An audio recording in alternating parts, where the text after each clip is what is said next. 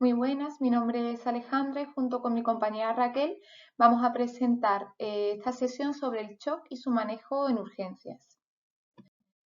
En primer lugar, definir qué es el shock, que se trata de un estado de inestabilidad de la homeostasis corporal que se deriva de la reducción significativa del aporte efectivo de oxígeno que conduce a la hipoxia y finalmente, si se prolonga en el tiempo, dará lugar a una disfunción multiorgánica.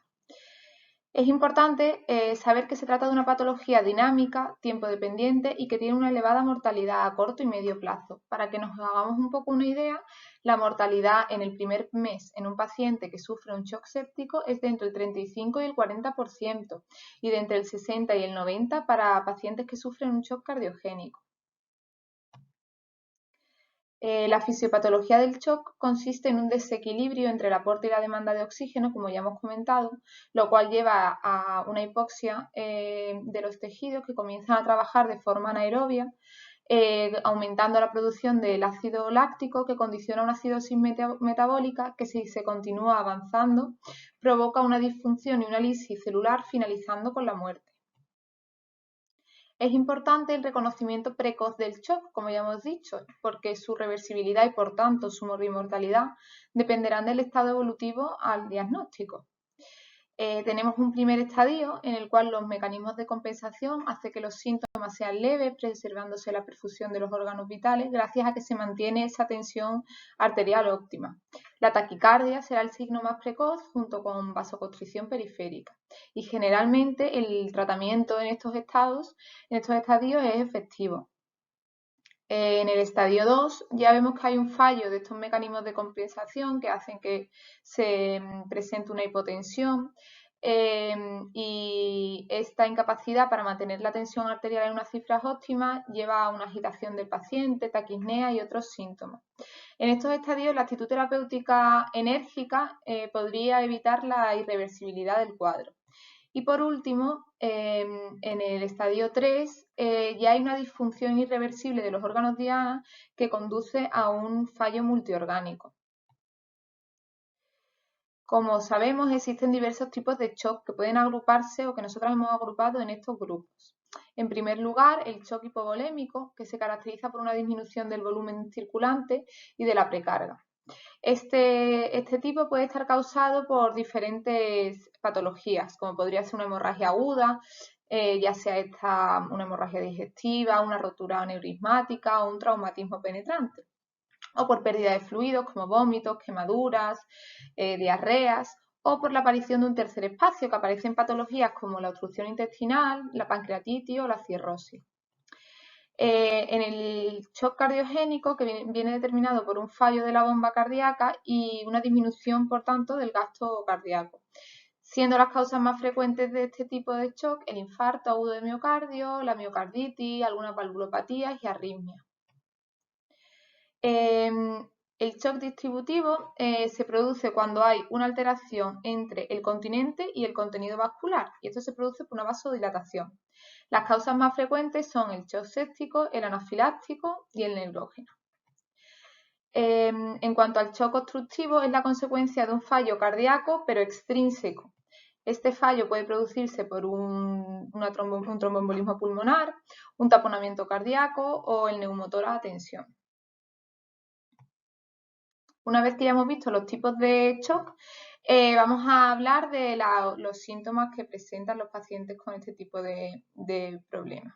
Los síntomas variarán, como ya hemos dicho, según el tipo, la causa y la fase del shock en la que nos encontremos, pero en todos los casos, a lo largo de la evolución del cuadro se presentan algunos hallazgos comunes, como son la hipotensión arterial, que se define como una tensión arterial sistólica menor de 90 milímetros de mercurio o una caída mayor de 40 milímetros de mercurio sobre la basal del paciente. Y es el criterio guía que generalmente alerta sobre la situación de shock. Si bien hay que tener presente que en los estadios iniciales la presión arterial puede ser normal. Además, también podemos ver alteraciones en la temperatura y en la coloración cutánea, con frialdad, sudoración, lividez, un tiempo de relleno capilar mayor de 2 segundos, que al igual que la hipotensión también puede estar ausente en las fases iniciales del shock. En las alteraciones del estado de conciencia, esta oscila entre la agitación inicial, la somnolencia y el coma profundo en estadios ya muy avanzados. La taquicardia, que se define como la frecuencia cardíaca mayor a 100 latidos por minuto, que aparecerá en los distintos tipos de shock, excepto en el shock cardiogénico provocado por una bradiarritmia grave o por interferencia por fármacos antiarrítmicos. La oligoanuria se define como la emisión de orina en una cantidad inferior a 500 mililitros al día o menor a 35 mililitros hora. Y por último, la acidosis metabólica, que aunque al inicio puede no aparecer porque presenta el paciente una alcalosis respiratoria derivada de la hiperventilación. Aunque en algunos casos el origen del shock es evidente, como por ejemplo cuando nos viene un paciente con un traumatismo penetrante y sangrante, pues evidentemente sabremos que la situación de shock se debe a una hemorragia aguda. Pero en otros casos puede ser difícil sospecharla con la valoración inicial. Por eso es especialmente importante la realización de una anamnesis dirigida en busca de causas potenciales, para lo cual se preguntará al paciente si su situación clínica lo permite o a los familiares y acompañantes. En este sentido, cabe mencionar el estado basal previo, los síntomas de reciente aparición, la existencia de alergias, cambios recientes de medicación, consumo de tóxicos, enfermedades previas como situaciones de inmunodepresión o estados de hiper o hipocoagulabilidad. En cuanto a la exploración física, es muy importante que ésta se realice de forma sistemática y se dirija a buscar la presencia de signos de shock y la búsqueda de datos que nos permitan orientar sobre su etiología. En una primera evaluación es fundamental valorar la situación respiratoria del paciente. Se debe prestar especial atención a la vía aérea y a la mecánica ventilatoria, así como a la situación hemodinámica del paciente. Una vez explorado esto y en un segundo momento, la exploración abarcará los siguientes aspectos.